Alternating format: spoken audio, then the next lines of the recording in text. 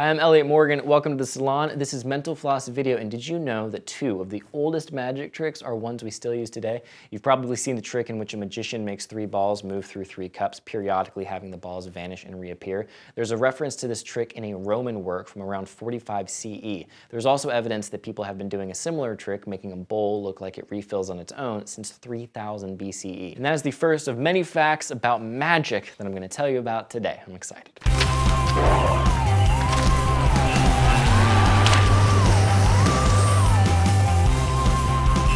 If you know anything about history, you won't be surprised to learn that magic tricks haven't been exactly unanimously popular throughout the ages. Often it was considered witchcraft. In the late 15th century, an author named Gancioni wrote a book called Natural and Unnatural Magic, in which he showed how magic tricks weren't witchcraft, they were something you could learn. Still, it took a while for people to come around. King James I supposedly had a bunch of magic books burned in the early 17th century. Then around the mid-1800s, stage magic boomed in Europe, and this was when magicians got a signature look, which many still use today. That look included a top hat, goatee, and coattails. Probably looked a lot like this guy, minus the shades and that ridiculous soul patch. Magicians are surprisingly intertwined in our history. For instance, in the early 1940s, a magician named Jasper Maskelyne assisted the British Army by fooling the Nazi army during a few crucial battles. He was an expert at camouflage. The most famous example of this was in 1942, when Jasper helped conceal a 150,000-man army in the Egyptian desert from the famous German field marshal Erwin Rommel. Another magician who had some more stories, the famous Houdini. He was in the army during World War I while he was still perfecting his magic tricks. Because he did most of that practice in the freezing cold trenches, he was in the minority of magicians because he mastered doing card tricks while wearing gloves. So obviously magicians are serious business, and they have to be pretty smart too,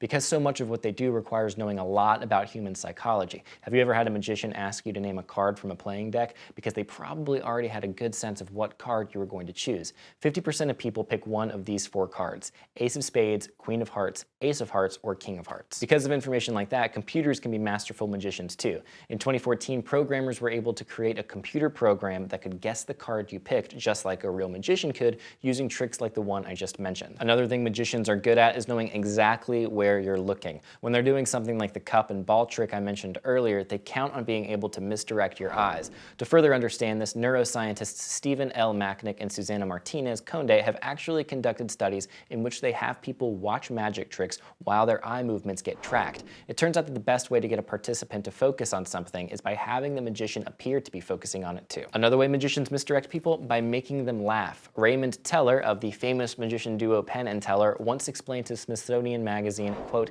"It's hard to think critically if you're laughing. We often follow a secret move immediately with a joke. A viewer has only so much attention to give, and if he's laughing, his mind is too busy with the joke to backtrack rationally." People also have a handy thing called reconstructive memory. That basically means our memories aren't totally accurate, and magicians use that to their advantage because people have a tendency to look back on magic tricks as even cooler than they were in the moment. And it wouldn't be right to have a whole episode about magic without talking a little bit, of course, about Harry Houdini. One of the things he was well known for was his ability to escape from handcuffs, cells, and other situations. It wasn't too hard for him since he often had a key hiding in his long hair or a shoe. Houdini believed he'd be famous for aviation rather than magic. He was actually the first person to fly over Australia. He went for about 3 miles in 1910. Many famous performers and personalities take an interest in magic. Orson Welles, for instance, wanted to have his own magic special for television. It didn't end up happening, but you can see him in one of David Copperfield's specials from 1978. Another famous director who was inspired by magic, old J.J. Abrams. When he was a kid, he bought a standard mystery box at the store Tannen's Magic in Manhattan.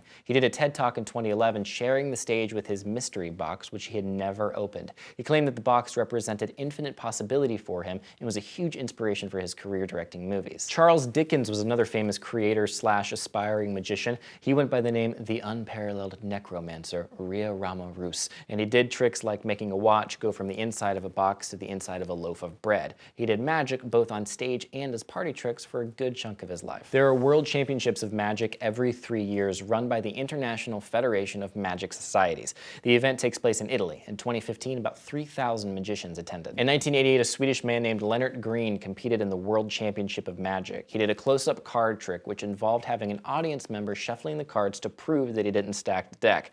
The trick that resulted was so good that the judges disqualified Leonard for having one of his friends pose as the audience member. In 1991, he returned and had the judges shuffle, proving that he hadn't cheated. He was just that good. He won the championship that year. A different but still very impressive feat, the Guinness World Record for most rabbits pulled out of a magician's hat.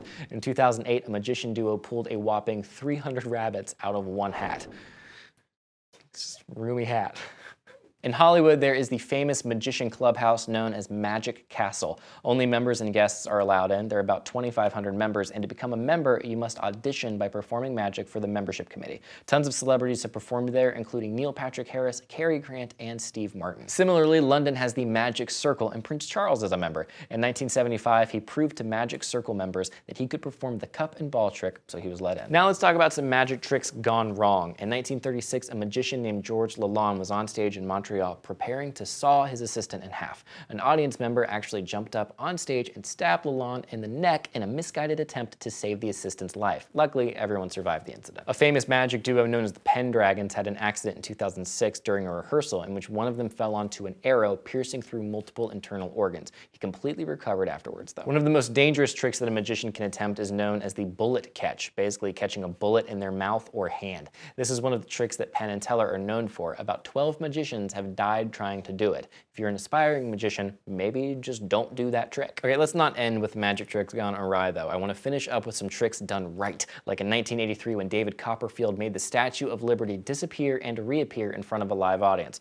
We now know that while the statue was behind a curtain, he probably rotated the live audience slightly in order to hide the statue behind a pillar they were near. In the early 20th century, Harry Blackstone rose to fame as a stage magician. For his signature trick, he floated a light bulb, then had it fly through a hoop and back to the stage. He'd even have it fly over the audience. When he died, his son, Harry Jr., started performing the floating light bulb. Finally, I returned to the salon to tell you about the time David Blaine froze himself in ice for 63 hours, 42 minutes, and 15 seconds. He did this in November of the year 2000, and it took place right in Times Square.